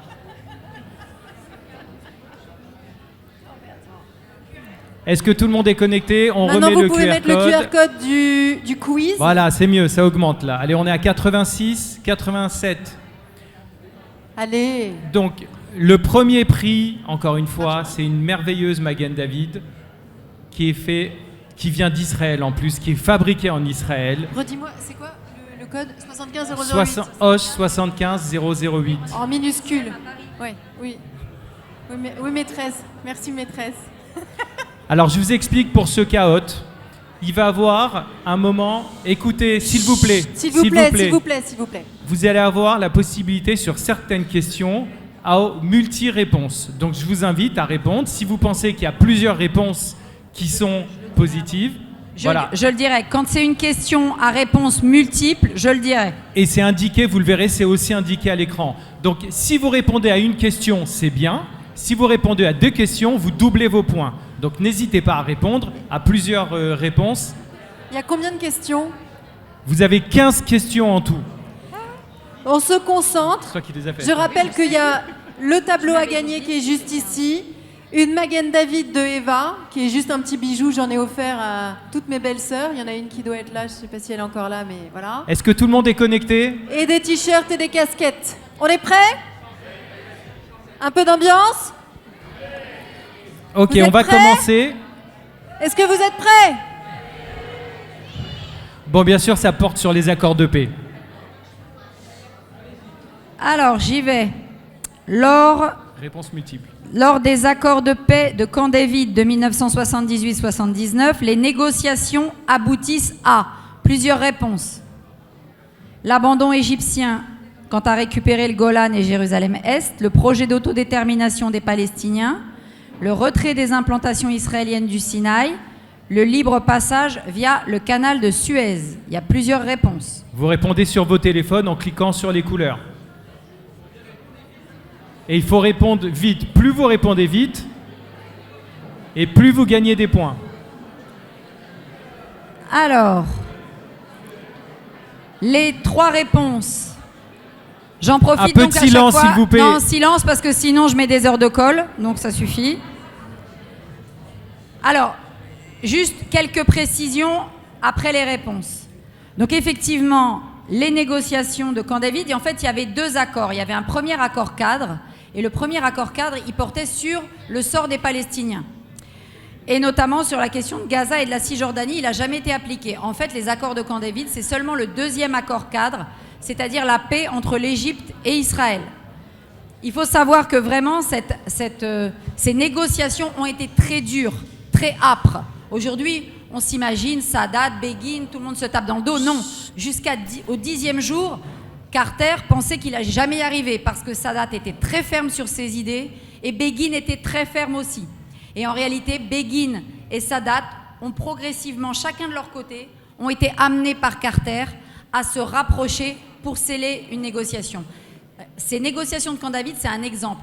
Un bon médiateur, Jimmy Carter, et Sadat, un État qui veut faire la paix et qui est prêt à des concessions, même sur le plus petit dénominateur commun, et Begin, un dur, qui est prêt aussi à des concessions sur le plus petit dénominateur commun. Cette paix-là, elle est possible parce qu'on a affaire à deux États. Et vous voyez que discuter avec une autorité terroriste, le Hamas, ou même avec l'autorité palestinienne, et on pourrait même s'interroger, est-ce que vraiment Arafat était la personne avec qui on pouvait faire les accords d'Oslo? Sans doute pas, et c'est ce dont on parlait tout à l'heure, c'est le leadership palestinien qui pose problème, parce que c'est la question du leadership des deux côtés qui permettent aux négociations d'aboutir, et Camp David est vraiment l'exemple absolu, avec un bon médiateur au milieu.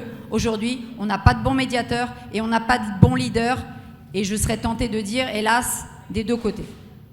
Ok, on passe à la prochaine question. Donc pour l'instant, on a Am Israël Chai qui est en première position avec un Monsieur K et 26. Ça sent beaucoup de juifs dans la salle. On passe à la question suivante qui est aussi multi-réponse. À la suite donc des accords de Camp David, l'Égypte est exclue de la Ligue arabe. Sadat et Begin reçoivent le prix Nobel de la paix. L'Égypte et Israël siègent pendant 3 ans au Conseil de sécurité de l'ONU. Le président Sadat est assassiné. Il y a plusieurs réponses. Allez, on vous aide, il y a 3 bonnes réponses. 3 bonnes réponses. Les plus rapides marquent plus de points. Il reste 3 secondes. Oula! Alors, l'Égypte, en effet, est exclue de la Ligue arabe pendant 10 ans, de 1979 à 1989. Sadat et Begin ont effectivement reçu le prix Nobel de la paix en 1978, ce qui a valu donc aussi à Sadat de nombreuses menaces. Et donc il est effectivement assassiné en octobre 1981 par un membre du djihad islamique égyptien, qui est la branche armée des frères musulmans. Allez, alors, on a Lamsel qui passe en première position. Allez, on passe à la 3e question. On n'a qu'une seule bonne réponse sur la 3e. Entre 1979 et 1991, c'est-à-dire Oslo, les accords d'Oslo, il y a eu 2 négociations inabouties avec la Jordanie et le Liban, aucune négociation, des réunions sous médiation irakienne entre l'OLP et Israël. Ah bah il y a des pièges, hein, évidemment. Ah bah, sinon, c'est pas rigolo. Oula! C'est très partagé. Hein. Et voilà, il n'y a eu aucune négociation, ni entre Israël et les pays arabes, ni entre Israël et les Palestiniens, donc de 79 à 91. On a Corinette qui passe en première position. Allez, on enchaîne. Allez, on enchaîne. Après la guerre du Golfe, George Bush initie des négociations qui vont aboutir aux accords de Tabat, aux accords de Madrid ou aux accords d'Oslo. Une seule bonne réponse. Ça, c'est facile, franchement. Hein. Bah oui. Bah si, c'est facile. On veut un 100% là-dessus. Hein. Il y aura d'autres questions faciles. Oui, j'en ai mis que une. Oula, quand même. Ah quand oui. même. Eh ben dis donc, va falloir bosser, hein, les amis. Hein. Surtout les accords de Madrid. Ouais, les accords de Madrid, ça n'existe pas. Vous n'avez jamais entendu parler d'accords de Madrid? En novembre 1991, il y a la conférence de Madrid. Et la conférence de Madrid va préparer les accords d'Oslo. On passe à la suivante. Alors, les accords d'Oslo, 1993-96, vont conduire. Il y a une seule bonne réponse. La reconnaissance de l'État palestinien par Israël, la reconnaissance de l'État d'Israël par l'OLP, la séparation administrative entre Gaza et la Cisjordanie. Une seule bonne réponse.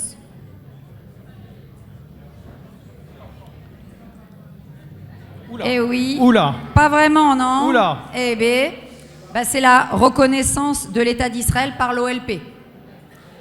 C'est la déclaration de principe du 13 septembre 1993 qui va permettre d'établir l'autorité palestinienne.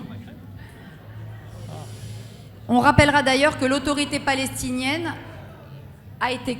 Non, mais elle a été créée, ça je sais, mais elle a été installée seulement pour 5 ans. Vous voyez, on en est Allez, toujours la là. prochaine question est à l'écran. Alors, l'autorité nationale palestinienne est créée le 14 novembre 64 à Moscou, le 8 janvier 68 au congrès du Fatah à Damas, le 4 mai 94 par l'accord Gaza-Jéricho. Une seule bonne réponse. Oula. Oh là là. Ouh là là là là là là. Il va falloir réviser vos histoires. Hein. Il y a du travail, Barbara. Par contre, juste un point. Chut, écoutez, Barbara, écoutez. Juste une info, sachez que le 14 novembre 64, il y a effectivement eu une réunion à Moscou entre le KGB et des émissaires syriens pour décider de qui allait être l'incarnation du combat palestinien, de la lutte nationale palestinienne. Et il y avait Ahmed Choukri d'un côté, Yasser Arafat. Ils ont choisi Arafat, le KGB a choisi Arafat parce qu'il avait un look plus Che Guevara, c'était plus vendeur pour l'Occident. Ça a été raconté après. Hein. Allez, on passe à la prochaine question. Alors, les accords d'Oslo conduisent à l'assassinat d'Yitzhak Rabin par Yigal Amir, à une vague d'attentats suicides du Hamas et du djihad islamique, à une alliance politique entre l'autorité palestinienne et le Hamas. On a 2 bonnes réponses sur cette question. 2 possibilités de bonnes réponses.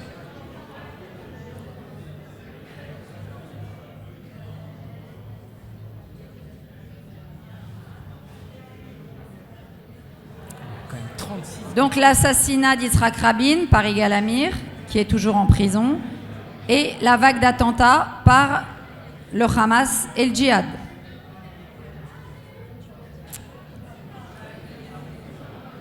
Allez, on passe à la prochaine question. Le sommet de Camp David de 2000 réunit Clinton, Sharon, Arafat, Bush Jr., Ehud Barak, Yasser Arafat, Clinton, Barak et Arafat. Alors. Là, il faut du 100% là-dessus. Ah ouais, quand même. Waouh. Waouh. Clinton, Ehud Barak et Yasser Arafat.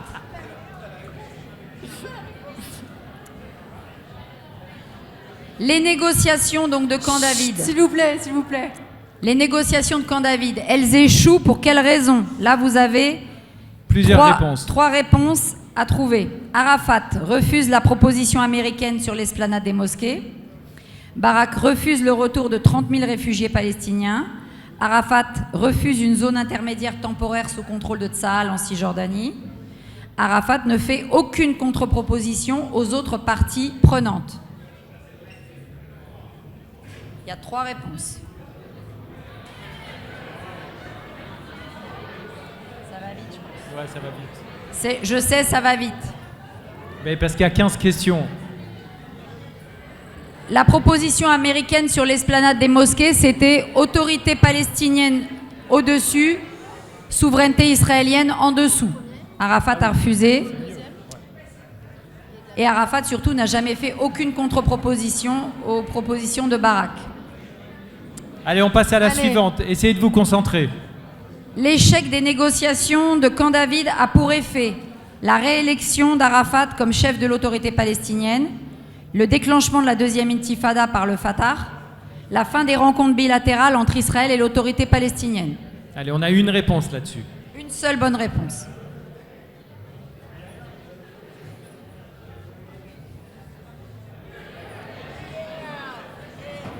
Le déclenchement de la seconde intifada, avec évidemment, vous vous rappelez, le faux prétexte de la visite de Sharon sur l'esplanade, mais le rapport Mitchell a bien montré que Barghouti et Arafat avaient tout prémédité et avaient lancé la deuxième intifada pour torpiller les négociations. Allez, il reste 5 questions, c'est ça Barbara? Il reste on est 5 sur la questions. 11 sur 5.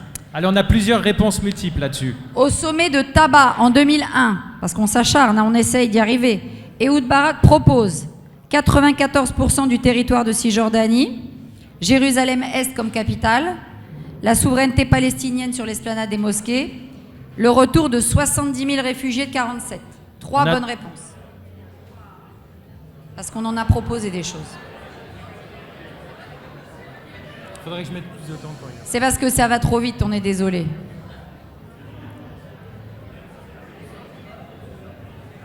Faudrait mettre plus de temps sur les questions. J'en avais déjà parlé, c'est souvent l'esplanade des mosquées qui est la cause du refus des Palestiniens. Ils sont obnubilés par l'esplanade des mosquées. Après le rejet du plan Ehud Olmert en 2008 par l'autorité palestinienne de Mahmoud Abbas, donc Netanyahou a participé à 3 rounds de négociations, Yair Lapid a participé au sommet de Washington initié par Joe Biden, Donald Trump a c'était déjà en train de... vous allez vite. Il n'y a pas assez de temps. Même moi, je vais pas si vite. Barbara, alors. Mais non, mais moi, je ne savais pas que vous aviez déjà mis. Attends une seconde. Ouais, vas-y. Donc, c'est bon là? Ouais, passe On à la est prêts? prochaine. Vous êtes prêts? Allez, il n'y en a plus que 3. Les accords d'Abraham. Les accords d'Abraham 2020-21 sont des traités de normalisation diplomatique, des traités de paix ou des traités d'accords militaires. Allez, là, c'est récent maintenant.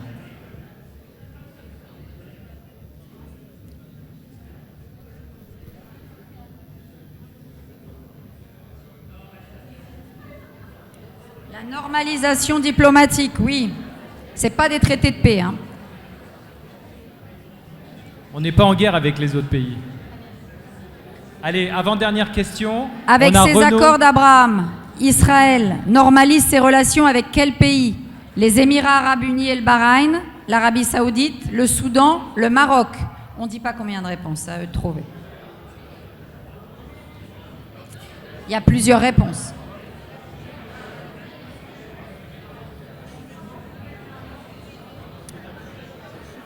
Ouais. Ils disent le Soudan, parce que le Soudan n'est pas reconnu officiellement, je crois. Ah bah oui, vous avez oublié le Soudan, hein. Ah ouais.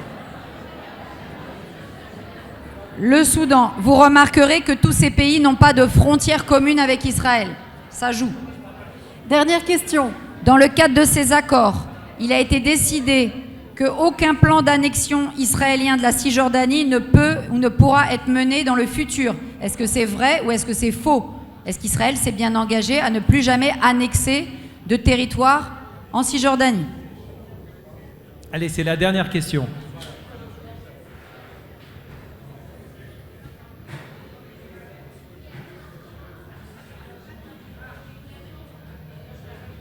Il faut les chercher. Ouais, je vais la... Eh non, c'est vrai. Israël s'est engagé à ne plus annexer de territoire en Cisjordanie.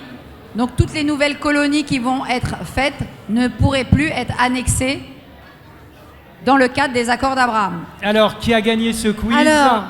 Attention, sur le podium, en 3e position, on a Gilles. Ah, Gilles. On bravo. applaudit Gilles. Venez Gilles. On a Renaud qui est en 2e position. Et Alors. en première, qui a gagné la Magen David, c'est Letty. Alors Gilles, t-shirt. C'est vrai? Qui a les C'est sa t-shirts femme. et les Alors, casquettes? Letty. Alors, Ah, mais parce qu'elle travaille beaucoup, Madame Asbara, c'est pour alors ça. attendez, qui est troisième? Qui est troisième? Qui est Faites-moi trois- envoyer. alors, Monsieur, c'est troisième. Gilles. T-shirt. Gilles, c'est Je laisse le Patrick sac. faire. Qui est la numéro 1? Un petit sac. C'est toi? Alors, Eva, viens ici. Venez toutes les deux. Hop, Ah bah, Letty, Eva. Je vous présente Eva. Vous pouvez l'applaudir, s'il vous plaît. Au-delà du fait que c'est une femme extraordinaire, c'est elle qui crée les Magen David que vous avez vus ici, qui sont absolument magnifiques. Et donc, Alors regardez même à l'écran. Regardez à l'écran, si vous voulez commander cette Magen David, il y a un QR code et vous allez directement sur le site Instagram d'Eva, où elle a même plusieurs d'autres produits. Et c'est des cadeaux merveilleux, ça fait plaisir à beaucoup de monde. C'est mixte, hommes et femmes. Les plus grosses vont très bien aux femmes, et aux hommes d'ailleurs. Et nous, on en a tous à la maison. Qu'elle soit notre bonne étoile à tous. On peut applaudir Eva, s'il vous plaît. Et Renaud Et- donc. Ah bah Renaud. Vous l'avez déjà eu? Renaud est trop fort, il a déjà gagné la Vous l'avez dernière déjà fois. eu ce tableau? On va l'échanger. On va l'échanger et puis on va l'offrir peut-être à une autre personne qui était quatrième. On va retrouver les... Non? Qui est quatrième? Vous êtes quatrième? Allez, Allez, viens. venez. On peut l'applaudir s'il vous plaît. On a 2-3 messages à vous faire passer. On va trouver autre chose. On a 2-3 messages à vous faire passer. Restez 2 secondes. Entre autres, une soirée fondamentale le 6 octobre. Je donne la parole à Franck. Alors le 6 octobre, parce que tout le monde nous a demandé, que fait-on pour l'anniversaire du 7 octobre? Je suis mal placé parce que moi, comme vous le savez peut-être, je suis né le 7 octobre. Donc je ne vais pas parler de ma journée d'anniversaire qui va être terrible. S'il vous plaît. Mais il va y avoir des événements sur 2 jours. Écoutez, c'est important parce qu'après je suis persuadé que... Alors on fait quoi? Qu'est-ce qui se passe? Il y a 2 jours d'hommage. Le dimanche 6 octobre et le lundi 7 octobre. Voilà. Nous, on intervient le dimanche 6 octobre après-midi, à partir de 15h, de 15h à 18h. On va organiser dans un endroit qu'on va vous dévoiler très peu de temps, un énorme événement populaire en public, en extérieur, dans Paris, un endroit que tout le monde connaissez, que tout le monde connaît. Et il va y avoir d'abord des textes qui vont être lus, mais l'accent va être donné sur la vie, sur la musique, sur la fête aussi, parce qu'on ne veut absolument pas, comme on a dit We Will Dance Again, on ne veut pas que ce jour-là, même si c'est un jour de souvenir, qui est la veille du 7 octobre, on soit tous le moral dans les chaussettes, uniquement à parler de nos morts, de nos blessés, et que de négatifs. On va donc vous proposer un plateau artistique hallucinant. Je ne peux pas tout vous dire. On peut dire qu'il y aura un des plus grands chanteurs israéliens. Voilà, un des plus grands chanteurs israéliens qui sera là. Plein de surprises, parce qu'on veut que ce soit un moment fort. Et le thème de la soirée, c'est un hashtag, c'est hashtag Je suis debout. Regardez à l'écran. Parce qu'on doit tous être debout. Regardez Debout face à notre présent, face à notre avenir, debout face à nos ennemis qui veulent notre mort, debout face à cette indignité qui est face à nous. On doit rester debout, en vie, tous y croire, être, comme on l'a dit, seul peut-être, mais ensemble. Et ce jour-là, on va demander à des milliers et des milliers de gens d'être présents pendant ces 3 heures ce dimanche après-midi. On vous donnera après le nom des artistes, bien entendu, mais notez bien, 6 octobre, dimanche 6 après-midi, 15h-18h, Paris, dans le centre. On vous le dira très rapidement. Et le 7, il y aura... On est en train de travailler sur un événement qui va se passer vers midi et qui va essayer d'être un événement national. On va vous en parler un peu plus tard. C'est ça aussi, je vous le raconterai au fur et à mesure. Ça n'a pas encore été validé, mais on espère qu'il le sera par les autorités. Je dois voir normalement le préfet dans les jours qui viennent. Et le soir, le CRIF organise au Palais des Sports, qui s'appelle maintenant le Dôme de Paris, une soirée à partir de 19h-20h, toute la soirée, plus institutionnel, corporate, avec quelques moments artistiques aussi. Donc, voilà, et ça c'est la bonne nouvelle, on a tous travaillé ensemble sur ce projet. Que ce soit la DDF, que ce soit le CRIF, toutes les institutions israéliennes, le KKL, qui, vous le savez, est notre partenaire depuis le début. C'est avec eux qu'on a créé DDF. Je demande de les applaudir très fort. Il y avait Louis d'ailleurs qui était là tout à l'heure. Tous les collectifs nés du 7 octobre. Tous les collectifs du 7 octobre ont bossé avec nous. Toutes les associations, le CRIF, le FSU, tout le monde. Donc là, on en a parlé tout à l'heure. L'important, c'est l'union, c'est l'unité. J'espère que le 6 et 7 octobre, on fera cette démonstration de force, cette démonstration de courage, qu'on sera tous debout pour dire d'abord non à la barbarie, non au terrorisme, et surtout pour soutenir Israël dans son effort d'abord de survie et de lutte, non seulement contre le terrorisme, mais pour toute la défense de nos valeurs qui sont les nôtres. Donc ce jour-là, on sera présents tous debout par dizaines de milliers, et peut-être plus, je l'espère. Et aussi, juste pour vous dire, par rapport à ça, venez avec vos amis non juifs. C'est très important qu'on soit le plus nombreux et qu'on marque les esprits. En plus, vous passerez un bon moment avec plein de chanteurs et de surprises. Il y a le visuel à l'écran en avant-première. Voilà.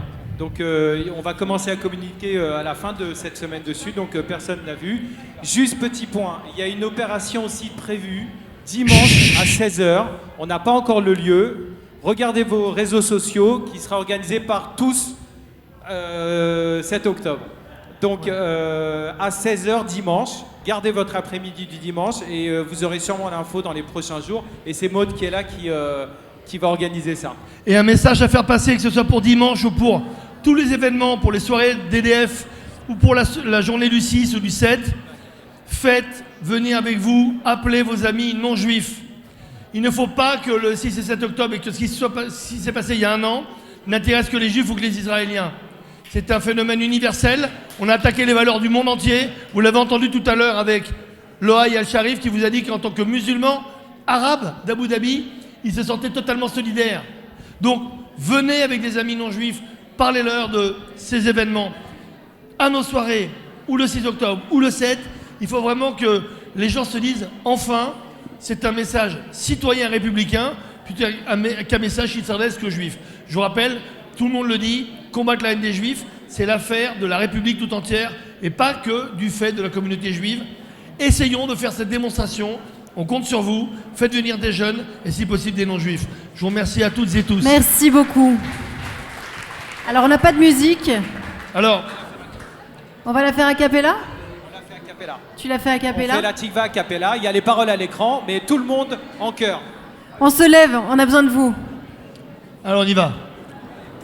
Kol balevav penima nefesh Yehudi homiya ulfata midrach kadima ayin letzion Sophia, oh love the tikvatenu, tikvata snochal paim, liotam chovshi be'artzenu eretz Zion, Yerushalayim, liotam chovshi be'artzenu eretz Zion, Yerushalayim. Am Israël Chai, on compte sur vous. On ne lâche rien, on ne baisse pas les bras. On a encore beaucoup de combats à mener ensemble. Merci d'avoir été avec nous ce soir et à tous les intervenants. Merci à toutes et à tous. Et peut-être une surprise la semaine prochaine, jeudi 12. Restez connectés.